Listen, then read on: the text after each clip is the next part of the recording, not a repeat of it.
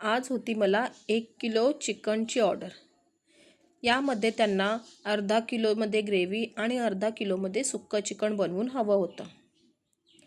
चला तर मग आपण रेसिपी सुरू करूया। मी 1 किलो चिकन हे छान धुवून घेतलं होतं आणि ते कुकरमध्ये 3 शिट्ट्यामध्ये शिजवून घेतलेलं। त्यामध्ये मी तेल घालून त्यावरती कांदा गुलाबी रंगावर परतवून सगळे खडे मसाले, अद्रक लसूणची पेस्ट आणि हळद मीठ घालून चिकन शिजवून घेतलेलं। मला त्यांनी 10 भाकरीही सांगितल्या होत्या, त्याच्या जोडीला त्यांना 10 ज्वारीच्या भाकरी हव्या होत्या। बघा मी भाकरी अशा प्रकारे बनवलेल्या आहेत। किती टम्म फुगलेल्या भाकरी आहेत।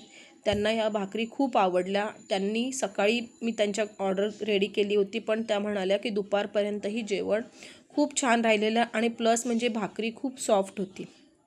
बघू शकता भाकरी किती पातळ झालेली आहे। इकडे चिकन शिजल्यानंतर मी कुकर थंड होईपर्यंत ग्रेव्ही आणि सुक्या चिकनची तयारी केली। मी सुक्या चिकनसाठी कढईमध्ये तेल घालून त्यावर कढीपत्ता आणि एक कांदा उभा चिरून तो छान गुलाबी रंगावर परतवून घेतला। त्यावर मी एक टोमॅटो घातलेला आहे बारीक चिरून आणि सुक्या चिकनसाठी आपण टोपामध्ये तेल घालून एक कांदा बारीक चिरून तो गुलाबी रंगावरती छान असा परतून घेतला। नंतर त्यामध्ये आपण जे मसाले आहेत ते घालून घेऊया। मी घरगुती मसाला, त्यावर धणा जिरा पावडर घालून घेतलेली आहे। हळद आपण ऑलरेडी चिकनमध्ये घातलेली आहे म्हणून मी परत हळद घातलेली नाही, फक्त धणा जिरा पावडर आणि घरगुती मसाले मी घातलेले आहेत। सगळं छान आपण एकत्र परतून घेऊया। त्यानंतर आपण यामध्ये कांदा खोबऱ्याचं वाटण घालून घेऊ।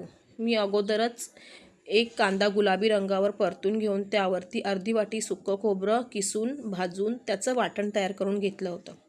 आपण यासाठी वेगळं वेगळं वाटण करणार नाही आहोत। ग्रेव्ही आणि सुक्का दोन्हीमध्ये एकच वाटण वापरणार आहोत। फक्त आपण जे सुक्कं बनवलेलं आहे त्यामध्ये आपण कढीपत्ता आणि टोमॅटो घातल्यामुळे त्याची चव पूर्णपणे वेगळी लागते आणि ग्रेव्हीची चव पूर्णपणे वेगळी लागते। त्यामुळे दोन्ही वेगवेगळ्या टेस्टमध्ये खायला मिळतात आणि छान लागतं।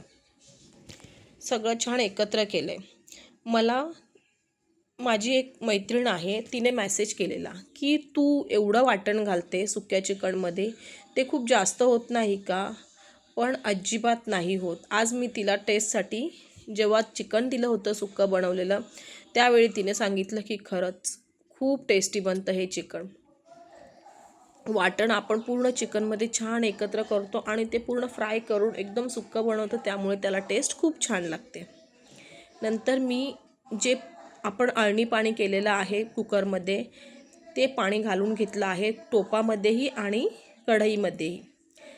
नंतर त्यावर आपण जे बॉईल केलेलं चिकन होतं ते पीस घालून घेतले, अर्धे ग्रेव्हीमध्ये आणि अर्धे सुक्या चिकनमध्ये।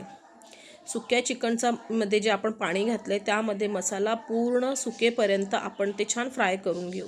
यामध्ये तुम्ही बघू शकता कांदा टोमॅटो दोन्ही छान शिजले गेलेले आहेत। अजिबात कांदा आणि टोमॅटो त्याच्यामध्ये कच्चा असा दिसत नाही आहे, पूर्ण छान असे शिजले गेलेत। आपण हे सुक्कं चिकन नंतर त्याच्यावरती जे चिकनचे पीस घातले ते घातल्यानंतर पूर्ण असं तेल सुटेपर्यंत छान असं त्याला फ्राय करून त्यावर आपण कोथिंबीर घालून घेऊ। या पद्धतीने एकदा चिकन नक्की बनवून बघा, सगळ्यांना खूप आवडेल। माझ्या क्लायंटने तर फीडबॅक दिला की त्यांना सगळ्यांनाही चिकन खूप आवडलं होतं आणि प्लस भाकरीही। व्हिडिओ आवडले असल्यास चॅनेलला लाईक करा आणि